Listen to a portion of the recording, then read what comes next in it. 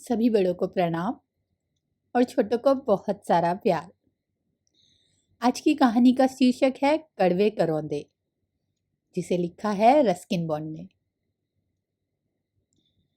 अपनी युवावस्था में दादाजी ने कुछ साल बर्मा में बिताए थे और यह वहाँ के उन किस्सों में से एक है जो वे हमें सुनाया करते थे। यह कहानी एक सांप और करौंदों के बारे में है, लेकिन इसमें और भी बहुत कुछ है।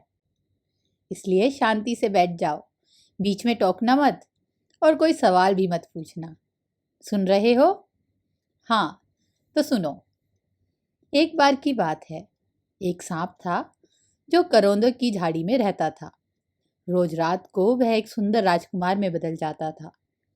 अब यह कोई बड़ी बात नहीं है, ऐसा तो होता रहता है, खास तौर में बर्मा में, जहाँ वैसे भी हर कोई सुंदर होता है। लेकिन एक कहानी तब तक सफल नहीं होती जब तक उसमें कोई औरत ना हो। इसलिए इसमें भी एक औरत थी जो बांस के एक छोटे से घर में रहती थी। उसके घर के बरामदे में ऑर्किड्स लटके हुए थे। उसकी 3 बेटियां थीं, जिनके नाम थे माग्यई, मालात और मागे।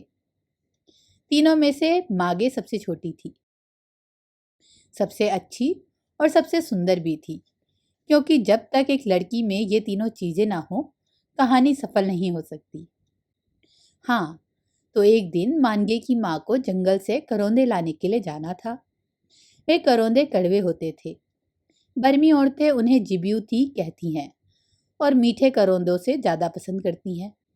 मानगे की माँ अपने साथ डलिया लेकर गई थी और जैसे ही उसने करौंदे बिनने शुरू किए, झाड़ी में रहने वाला सांप फुफकारने लगा, जैसे कह रहा हो, दूर रहो। यह वही सांप था जो रात को राजकुमार बन जाता था। लेकिन उस समय तो धूप खिली हुई थी और वैसे भी बर्मी औरतें सांप से नहीं डरती। और फिर सांप को याद आया कि यह औरत तो 3 बेटियों की माँ थी और उसे उसकी बेटियों से बहुत लगाव था। इसलिए उसने उसे वहां से भगाने का विचार त्याग दिया और पहले उसके बोलने का इंतजार करने लगा, क्योंकि वह एक औरत थी और औरतें व्यापार करने में माहिर होती हैं। उस औरत ने कहा, कृपया मुझे एक करौंदा दे दो। औरत को हमेशा कुछ न कुछ चाहिए होता है, यह उनके व्यापारिक ज्ञान का हिस्सा होता है। लेकिन सांप ने मना कर दिया। उसे याद आ गया था कि वह एक राजकुमार है और राजकुमारों को किसी बात के लिए हाँ नहीं करना चाहिए, कम से कम फौरन तो नहीं। ये उसूल की बात थी। फिर उस औरत ने कहा, यदि तुम्हें मेरी सबसे बड़ी बेटी पसंद है तो मुझे एक करौंदा दे दो। सांप को माग्यई की परवाह नहीं थी, क्योंकि वह जानता था कि उसका गुस्सा बहुत तेज है। फिर भी उसने अपने उसूल की खातिर उसे एक करौंदा दे दिया। माग्यई की औकात एक करौंदे जितनी ही है, उसने अपने आप से कहा। लेकिन दुनिया भर की औरतें बर्मा से बरमूडा और उससे भी आगे तक किसी भी चीज़ के एक ही मिलने से संतुष्ट नहीं होती। इसलिए उसने कहा, अगर तुम्हें मेरी दूसरी बेटी मालात पसंद है तो मुझे एक और करौंदा दे दो। राजकुमार जानता था कि मालात भेंगी है, लेकिन वह किसी की भावनाएं आहत नहीं करना चाहता था। इसलिए उसने एक और करौंदा दे दिया। इस बात से प्रोत्साहित होकर उसने कहा, और अगर तुम्हें मेरी सबसे छोटी बेटी मानगे पसंद है तो मुझे एक और करौंदा दे दो। यह सुनकर सांप ऊपर से नीचे तक इतनी जोर से कांपने लगा कि झाड़ी पर से सारे करौंदे नीचे गिर पड़े, क्योंकि वह जानता था कि मानगे सबसे छोटी, सबसे अच्छी और सबसे सुंदर थी। उस औरत ने सारे करौंदे बीनकर अपनी डलिया में भर लिए और अपने घर ले आई, क्योंकि वह करौंदे कड़वे थे, जिब्यू थी, और क्योंकि उसका व्यापार करने की क्षमता अद्भुत थी। रास्ते में उसे एक साइन पोस्ट दिखा। उसने एक करौंदा देकर उससे कहा, अगर कोई सांप आकर तुमसे पूछे कि मैं किस दिशा में गई हूँ तो उसे बताना मत, बल्कि उल्टी दिशा में इशारा कर देना। उसने ऐसा इसलिए कहा क्योंकि वह जानती थी कि साइन पोस्ट बिल्कुल उसका उल्टा करेगा।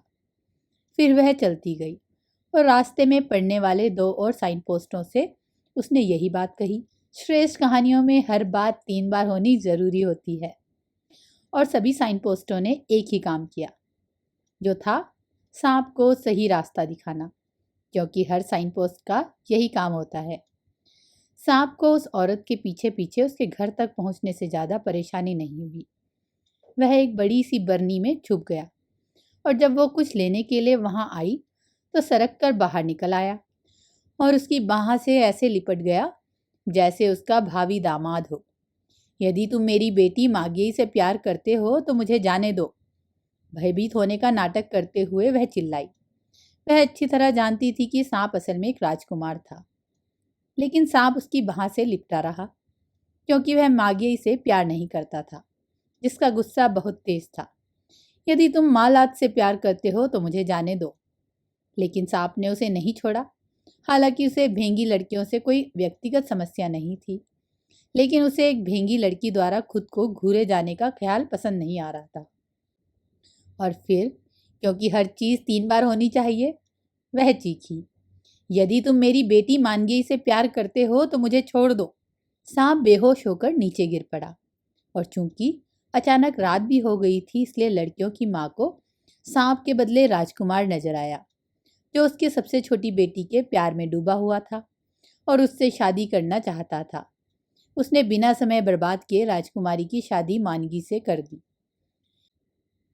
यही कहानी का अंत होना चाहिए था, लेकिन बर्मा में कहानियाँ ख़त्म नहीं होती, वे हमेशा चलती रहती हैं।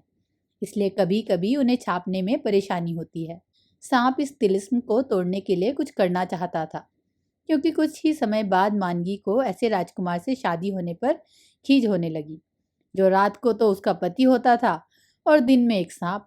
वह कहने लगी कि उसे दिन में भी अपने साथ एक पुरुष ही चाहिए, और आखिरकार उसी ने वह तिलिस्म तोड़ा, क्योंकि अपनी माँ की तरह उसके पास भी अद्भुत व्यापारिक बुद्धि थी। उसने सिर्फ इतना किया कि अपने पति के लिए एक नौकरी ढूंढ दी, और इसी बात से सांप को इतना बड़ा झटका लगा कि तिलिस्म टूट गया। जिंदगी में पहली बार राजकुमार से कोई काम करने की अपेक्षा की गई थी, और इस बात से वह इतना हिल गया कि खुद को सांप के रूप में बदलना ही भूल गया। लेकिन राजकुमार काम बहुत मन लगाकर करता था, और कभी कभी तो काम में इतना डूब जाता था कि उसकी पत्नी बहुत अकेलापन महसूस करती। वह नहीं जानती थी कि उसके मालिकों ने उसे एक सुंदर सेक्रेटरी दे रखी थी, और यही बात उसे देर तक काम करने के लिए प्रोत्साहित करती थी। इसलिए जब वह देर से घर लौटता और खाना खाकर सीधे सोने चला जाता, तो वह उससे झगड़ा करती और अपनी उपेक्षा करने के लिए उससे शिकायत भी करती। एक सुबह वह उसकी खिटपिट से इतना परेशान हो गया कि उसे अचानक वह तिलिस्म याद आ गया, और उसने तुरंत अपने आप को एक बड़े से सांप के रूप में बदल लिया। सांप बनने के बाद पहले उसने अपनी पत्नी के पैर निगलने शुरू किए। मानगे ने अपनी माँ को पुकारा, लेकिन माँ ने कहा, यह कोई चिंता की बात नहीं है, इसने मेरा घुटना भी निगल लिया है। बेचारी मानगे ने रोते हुए कहा, परेशान मत हो डियर, उसकी माँ ने बगल के कमरे से खाना बनाते हुए कहा। एक प्रेमातुर पति क्या क्या कर सकता है, यह कोई नहीं जानता। इसने मेरी गर्दन भी निगल ली है। अब माँ को लगा बात बहुत आगे जा रही है, और जब उसे अपनी बेटी की आवाज़ सुनाई देनी बंद हो गई, वह दौड़कर कमरे में आई और उसका सामना सांप से हुआ, जो मानगे को पूरी तरह निगल चुका था। उसने क्रोधित होकर सांप से कहा, फौरन छोड़ दो उसे। मैं इसे तभी छोड़ूंगा जब तुम मेरी सारी शर्तें मानोगी, सांप ने कहा। पहली शर्त, मेरी जब भी इच्छा होगी मैं सांप का रूप धारण करूंगा। दूसरी बात, मैं एक असली राजकुमार की तरह रहूंगा और तभी काम पर जाऊंगा जब मेरा मन करेगा। अगर मैं भी दूसरे लोगों की तरह ऑफिस से थका आ रहा आऊंगा तो तुम्हारी बेटी मुझसे प्यार कैसे करेगी? तुम्हें दामाद के रूप में एक राजकुमार चाहिए था, जो तुम्हें मिल गया। अब तुम्हें मुझको राजकुमार की तरह ही रहने देना चाहिए। माँ ने उसकी सारी शर्तें मान ली और उसने अपनी पत्नी को मुंह से बाहर उगल दिया। उस दिन से दोनों औरतें घर के सारे काम करती और वह बरामदे में लटकते ऑर्किड के नीचे बैठकर कड़वे करौंदे से बनी बियर पीता रहता। क्या आप करौंदे की बियर बनाना जानते हैं? कहानी खत्म होने पर मैंने दादाजी से पूछा। बिल्कुल जानता हूँ, दादाजी बोले। जिस दिन तुम्हारी दादी इजाज़त देगी, मैं करौंदे की बियर, बेर की वाइन, सेब की मदिरा और एक जिन टॉनिक भी बनाऊंगा। लेकिन दादी ने इजाज़त नहीं दी। जब से अंकल केन अधिक शराब पी लेने की वजह से नाली में गिर गए थे। हमारे घर में शराब पर प्रतिबंध लग गया था। आशा करती हूँ आपको यह कहानी पसंद आई होगी। धन्यवाद।